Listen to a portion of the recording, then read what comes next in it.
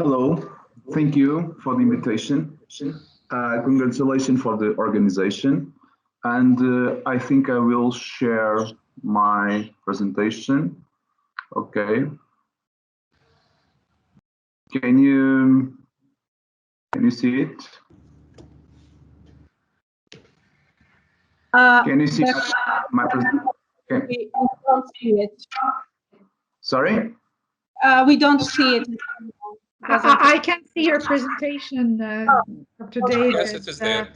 Yeah, I can see. If you can just click on the slideshow and just I'll try it again. Yeah. And now? Yes. Yes, Is I it can. moving? Is it moving, the slideshow? No, we can't. Yeah, we can see the slideshow now. Yes, it's working. It's just a bit delayed, but it's working now. Yeah, very good. Okay. All right. So please I will start right. 20 minutes, yes, I will. please.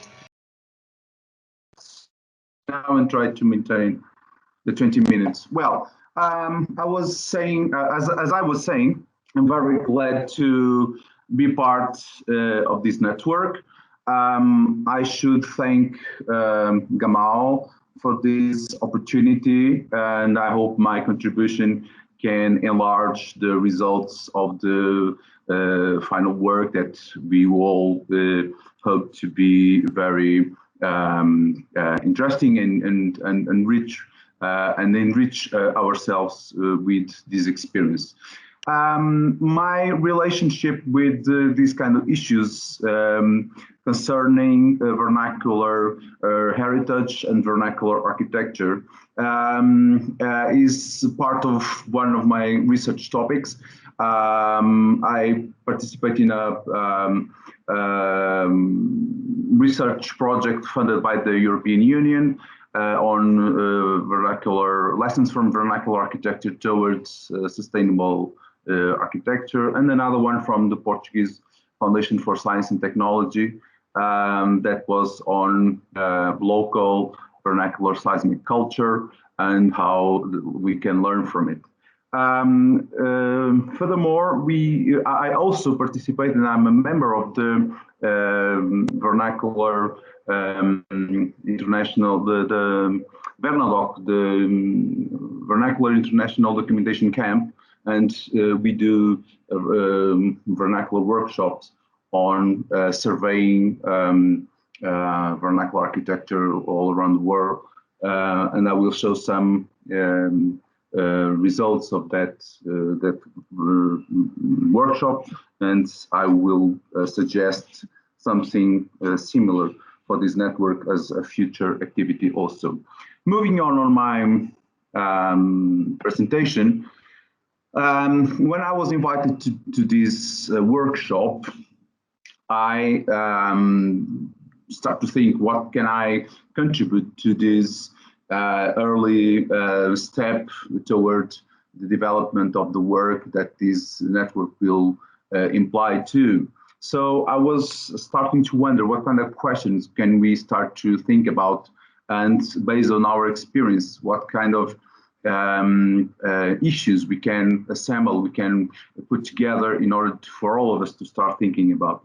And then from the experience that I already had in these research topics, I put this kind of provocative topics regarding this notion of network and engagement. It is known that we can today build and be part of several networks as this one, and we can enlarge our contacts, our networks, our ways of set the relationship that we want to go through regarding different aspects of our lives. We are now experienced exactly a moment, a very important moment concerning this topic because of this pandemic. The questions I put as a starting point for this presentation was what kind of things that we are not achieving despite the possibilities. We have to establish networks, and we have to think about. So I put these three topics: solidarity between individuals and communities, emotional comprehension towards the other, and tolerance regarding what is different and shared, and the shared senses of belonging.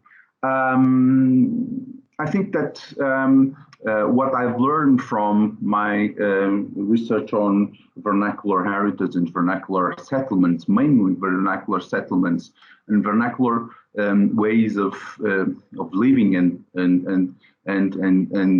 setting ties in communities, is precisely the notion that the one is part of a bigger framework, is not just set on himself. So I think that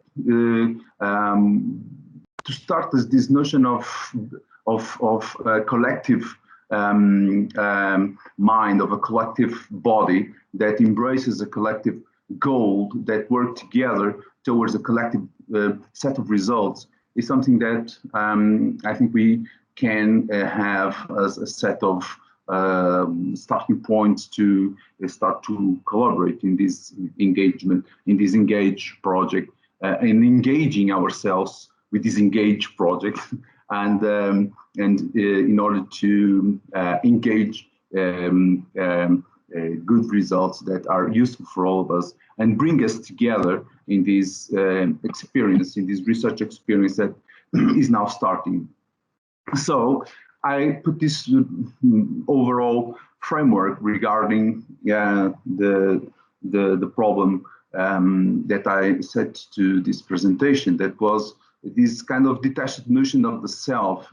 Detached, why? Because the self is most of the time seen as it is, the self, me, myself, and I. And I think that this is something that we have to suppress. I think that it's me, you, and we, that it's most important, in the me, myself, and I, that it's kind of an idea that rules everyday's life.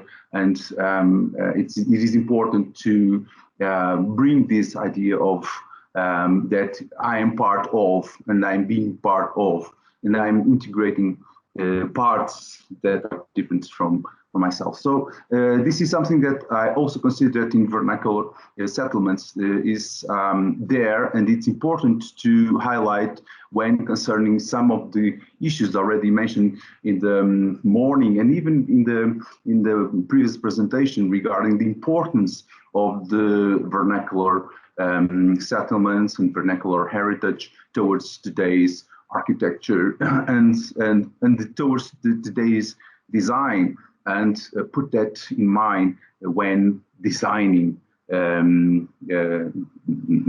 nowadays cities and buildings. And this idea also related to the disruptive idea of globalization. Globalization is a focus, is not a human-driven globalization. I think it's a lot of other issues-driven globalization. I think we need to put this human-driven globalization on our agenda also, in order to be able to merge and to blur, as already said in the morning, to blur these differences and these oppositions between what is different, what is contextualizing in different geographies and different parts of the world. So regarding what we can learn from vernacular settlements, I choose three of the main pillars that I consider that are most relevant when regarding vernacular settlements. This idea of systemic engagement between individuals, communities, and the built environment. This for me is very important. As I said earlier, the idea of a collective that is driven to a common set of results, that sets on a common ground that everyone shares and everyone is focused on it, despite the individual, despite the their own interests, and despite the possibilities to have subjective goals and personal interests, but they are in a way put together in the same common ground, in the same framework. So moving on, the awareness that places and ways of living are a continuum. This is very in touch with the previous presentation regarding the ways of life that we are promoting and the places that we are living regarding those ways of life that we are promoting. Then the collaborative procedures adopted in everyday life. And also the remain pillar regarding the production and local resources. That I think that these 4 pillars they oblige some of the main issues regarding, for instance, climate changes, solidarity networks regarding difficult constraints that people are living nowadays. And this idea that we should bring together and we should put these bonds between us together. And I think that this idea of bonds, it's the way we connect each other and the way we recognize the importance of the other to the self is something that I'm interested in explore in this research project and in between all the partners in this network. Towards it, I try to set these very basic 7 lessons that I learned from vernacular heritage and vernacular settlements and vernacular architecture. The first one is that nature, people, and settlements are a system. They are all part of a common ground, as I said, and they all contribute to the same purpose, that is to live and share a daily life that is the best possible, and that acknowledge the environment, the resources, and the others within that everyday life. The second one is to engage means commitment. To engage means commitment, perseverance, and endurance, and permanent dialogue. I think this is very important to embrace engagement. We need to make these kind of workshops, contacts, and possibilities to stay in touch a regular thing, and to exchange ideas and to put questions and to think about results and think about ways of doing things, and promote when possible the sort of events that we can put together to be together and to share our perspectives. The third lesson, is to work with the memories to engage tradition operatively. I think this lesson is again quite in touch with the previous presentation. If we know what history and what memory means to us and to the others and to the communities, we are putting it as another design material, and not something that is just for to keep or just to put it in a museum or something like that, but it's something that I can work with, I can use also as a design element, a design process again. The fourth one is to correlate body and spaces to embody everyday life. This is something that I think it's very important to think about when approaching heritage, vernacular heritage and vernacular settlements research. One of the challenges regarding vernacular heritage is how to demonstrate to people that the lessons that we can learn from it, they can help us to create this embodied everyday life and to enrich our everyday life. by the process that we can learn from it.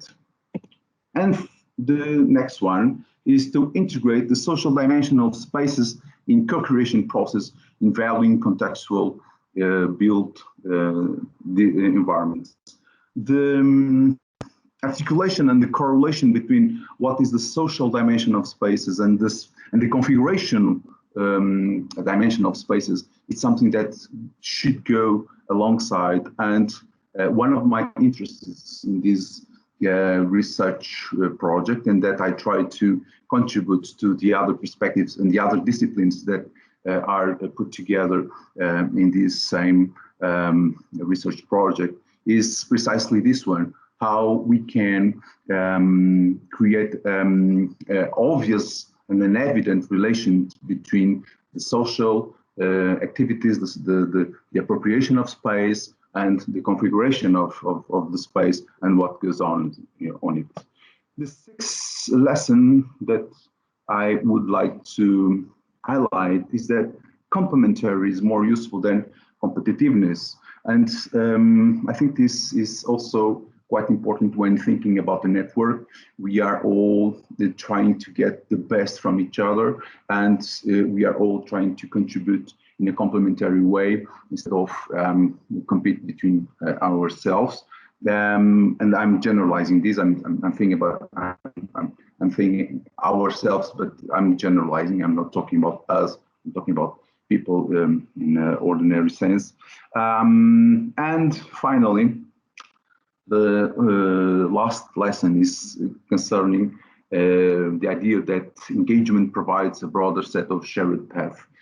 One of the most interesting things I find in this network is precisely the diversity of geographies that are implied on it. I'm from Portugal. I have people from Iraq. I have people from North Africa, from the UK. It's a unique opportunity to embrace these different references from these different geographies and these different contexts that can be put together in this same team and in the same core of issues that we are trying to move on and to work on it. So I think this idea that engaging provides a broader share of paths is something that I'm looking forward to go on with it with the rest of the team. Core challenge, and again, quite in touch with what was saying during the morning and some of the remarks during the previous presentation, is how we do demonstrate and make evident that intelligence of vernacular heritage is really important to sustainable and embodied living spaces. I think this is a message that should be always present in our accomplishments and in our results to make this absolutely clear to everyone that this is evident. This is something that we can demonstrate. This is something that we can highlight in all aspects of the different disciplines that are engaged here. Research perspectives. The role of vernacular heritage can play in facing social, cultural, environmental, and economic issues concerning the built environment and the way people are clustered in non-metabolic ways of living. And I would like to finish with this idea of the way we are living with these non-metabolic ways of living, and looking and studying vernacular heritage and vernacular settlements. We can understand how metabolic ways of living are really, really important to nowadays questions and issues that we are living. Now, some final image for, I guess, about some of the vernacular workshops that I did. This is one in Portugal I organized about water mills in a mountain landscape. And these were private mills right now, most of them abandoned, some of them occupied with small houses for people. And one of the most incredible things that happened when we arrived there with the students, with the foreign participants in the workshop, was people to realize that these small buildings were important for a large group of students and a large group of international researchers to go there and stay there for 2 weeks, drawing and sketching and making the field survey and talking with people, understanding their ways of life, and understanding how they connect with the landscape and with the building environment, etc. And this was a very important step for people to acknowledge the importance of what they have, and that is something important also for me to go on with this research. This is an experience that I had in the Emirates with a marketplace, a fortress house. This is the final one to close. Yes, this is the final slide. This is a bloody house, and it was also a Vernon Dock workshop that I can talk about a little bit more in the debate session. And I guess that's it. Thank you. And I think I will unshare my presentation now.